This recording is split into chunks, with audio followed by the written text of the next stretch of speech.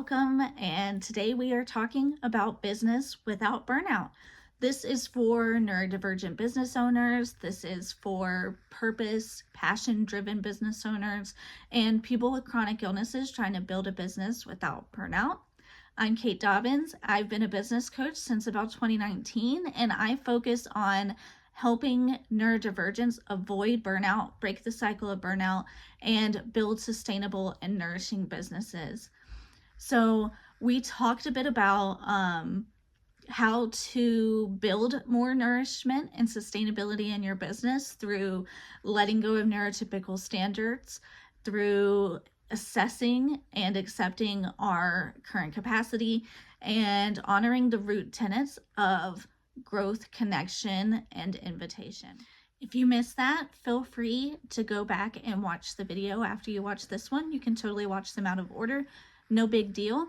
But to go a little deeper in business without burnout, I want to talk about inspired and intentional marketing, because ultimately every business owner that doesn't have money to outsource their marketing has to be a marketer.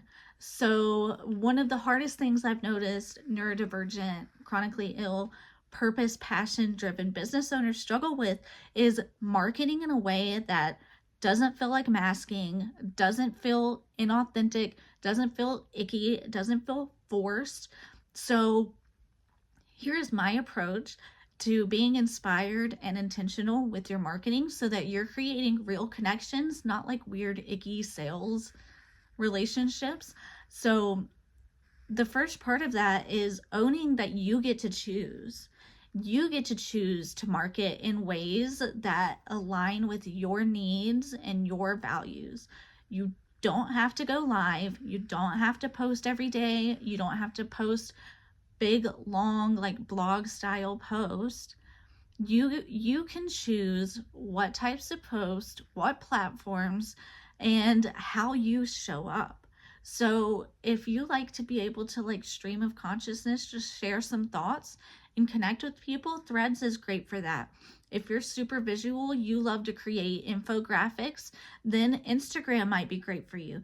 If it's easier for you to turn the camera on and just say what you're trying to say, then choose a visual platform like YouTube. If you prefer to organize things, you do mostly workbooks and blog style posts, then maybe Pinterest will work for you. There's no wrong answer. It's only what you feel most comfortable showing up with and leaning into that and letting yourself believe that like it is enough and that like it's gonna work even if you don't do the things that somebody told you that you have to do. You can just be you and show up messy, like be weird. Like the most engagement, the most profitable content I've ever made in the world has been like me just being my most like unfiltered, unmasked self, which is hard. Okay, like depending on where you are in that process, it doesn't have to be weird and awkward. And yeah, at first it might feel a little weird until you find your groove, but the whole point is to create conversations and connections with people. And there's really no wrong way to do that except for the way that's wrong for you. And on that front, I talk about marketing that doesn't feel like masking. Masking isn't all bad all the time. Like there is some level of masking that is still really helpful, especially when you're first starting out. Like don't feel bad if you realize, wow, I am masking to some. I just didn't want anyone to get caught up on that and think that because they're masking to some degree, they're doing it wrong, because you're not. I'm just talking about finding a way to show up that's sustainable for you and that doesn't lead to burnout. So another way we do this is by choosing supportive strategies.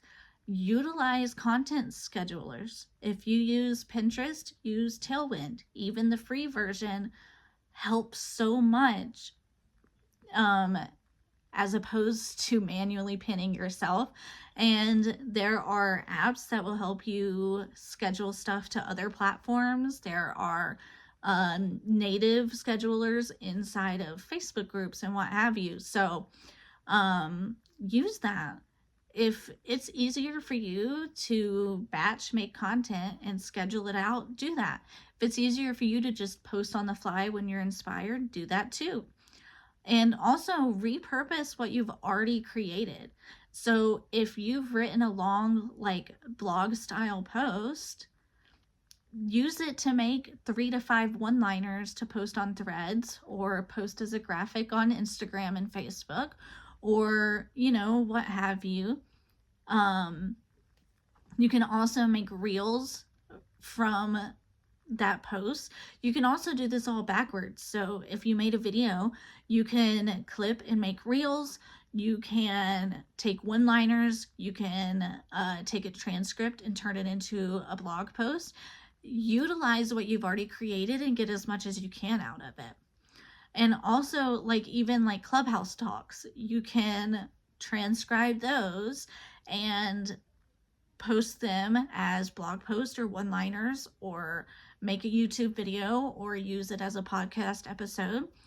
And then also utilize evergreen content. I know we talk a lot about evergreen offers in general, but content too, like YouTube, Pinterest, these are search engines. So your post, your content doesn't have the same shelf life that Facebook or Instagram has, where once you've posted it and it's been shown to those people those few days or what have you, it fizzles out and then that content's never seen again. Whereas on Pinterest and YouTube, it's not necessarily like that. It stays up there, and as long as people are searching on the topic you've made that content on, then it's possible 3 years from now to still get leads from that content. And then, of course, evergreen offers. So stuff that is made and deliverable without you even manually handling the transaction or having to physically create a new thing. So guides, workbooks, templates, planners, recorded courses, pre-recorded meditations, whatever it is, it can literally be anything. It could be an ebook. It can be a journal. It can be literally anything. And on that front, with both content and your offers, done is better than perfect. You don't have to make it perfect and completely polish it up until you're 100% satisfied before you put it out there. You can always revise later. Getting stuff out there is way more important than it being perfect.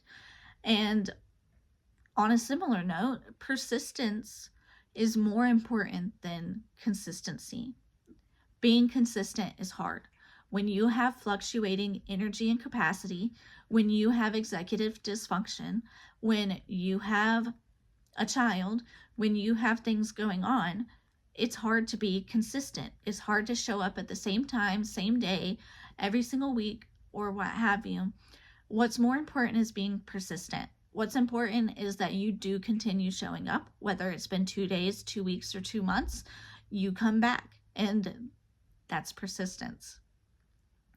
And to facilitate that, I personally like to have my business set up in such a way that I can jump in when I have the time and energy to work on something. I can just kind of hop in. I know where I'm at on different projects and different things, and I can just pick up where I left off and keep going. Also, procrastination may just be a part of your process. It is for me. When I stopped beating myself up because I procrastinated and instead started baking enough time into my timelines to account for my procrastination, everything got better. And much later than this, I realized that I have delayed processing. It takes me time to process things to a point where I can actually move forward with them. I procrastinated making this video, but it's because I hadn't fully processed to the point where I was ready. So embrace things that may not be right, but are actually a part of your process. And finally, we have to rest and regulate first and then get stuff done. My bad. We have to rest and regulate first before we get stuff done. So I know in the mainstream, it's do your work and then you can rest, get everything done, and then you can take a break. We cannot operate that way, my friend. That sends me, at least, straight into burnout, head first, crash and burn, flames, chaos, into burnout if I try to force myself to be productive first and then rest and regulate. It just doesn't work. It doesn't work. So yeah, we'll be having another part of this series soon, but in the meantime, if you want to reach out and schedule a one-to-one call with me, completely free, to see how I can help you with something in your business right now. If you want to, you can also download my free guide, Neurosupported, which will help you go a little deeper in your own journey of business without burnout and regulated, fulfilling, sustainable business. So thank you so much, and I'll see you next time. Bye-bye.